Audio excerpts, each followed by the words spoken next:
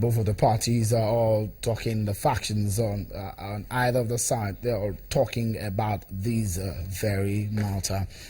Well, let's now go to one of the major issues that we are talking about on the lips of many Nigerians, of course, is the issue of the 2016 budget in Nigeria. You remember that the President, Muhammadu Buhari, presented that budget on December 22, 2015. A lot of people thought, okay, this is the very first time in perhaps 3 years when we will see a president come to the National Assembly to defend the nation's budget. But he did that, putting the oil benchmark at $38 per barrel, with a production of oil projection put at 2.2 million barrels per day. But controversies began to generate on the budget 2016 when some senators raised the alarm that the budget was missing.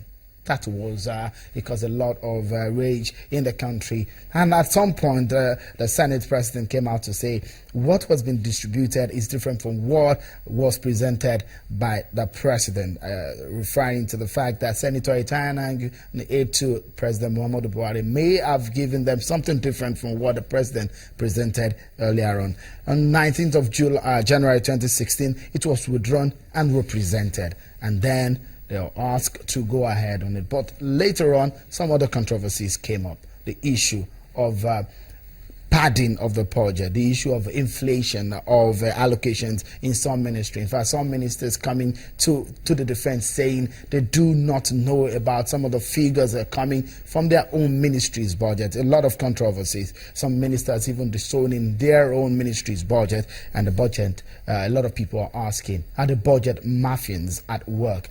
Thereafter, we saw massive sacking in the civil service, especially in the budget office.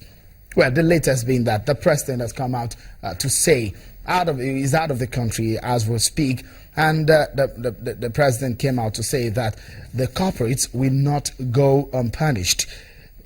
I'm quoting him. He said, I have been a military governor, petroleum minister, military head of state, and headed the Petroleum Trust Fund.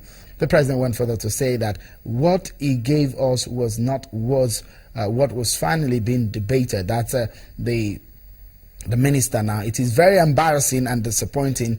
We will not allow those who did it to go unpunished. The president went further to say that they never add the words budget padding before. Minister of Budget and National Planning did a great job with his team.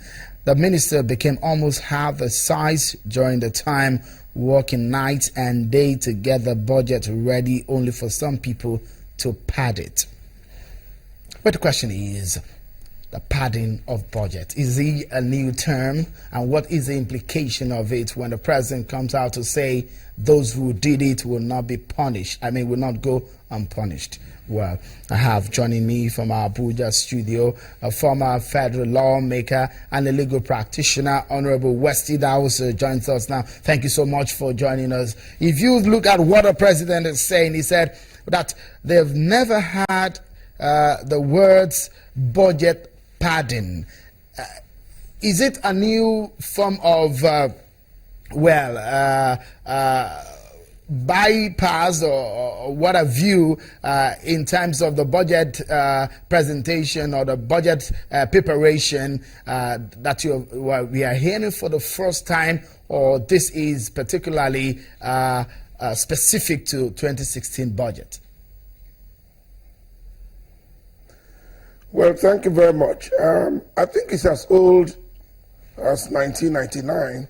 It's not a new development at all. The only difference is that this time around, it has become notorious and has acquired national notice. I would say strongly that what has happened is very good for our country. It has exposed the real enemies of Nigeria, who have made budgeting very difficult to implement in our country. Over the years, a number of committees have fought very, very hard in Parliament to try to streamline these estimates and to get justification for these estimates. But because of the general environment that existed in the country at that time, it was very difficult to control this padding of budgets and to punish those who adequately perpetrated it. For many years, the directors of budget have been like budget demigods, and they have had to receive patronage from other ministries, departments, and parastatals in order to have these budgets padded.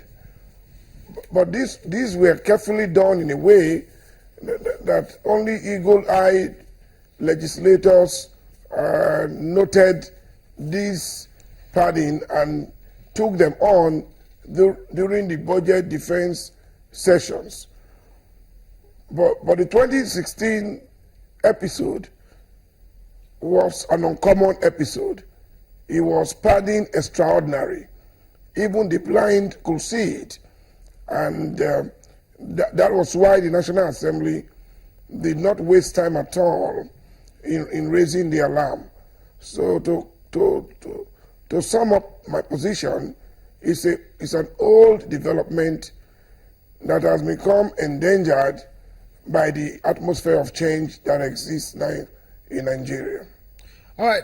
I mean, being a lawmaker, a former lawmaker, of course, you are aware on this kind of scenario. Do tell us, because a lot of Nigerians will be wondering exactly the word padding, because a lot of things that are being highlighted by some of the lawmakers, inflated figures, allocations doubled. You find out that some items are repeated and all of that. Some ministers are even saying that they've not even seen these this portion of the budget before that belongs to their ministries. But one will be wondering that before the final copy of the budget is being presented, is it not the prerogative of the minister who is in charge of the budget to take a last look before they take it to the National Assembly? Yeah, that's correct. But the way the budget estimates are prepared is that the various ministries, parastatals, and departments of government have committees that put these estimates together and then discuss it with the ministers who are in charge, and then giving envelopes are attached, in which case you are not supposed to go beyond X limit.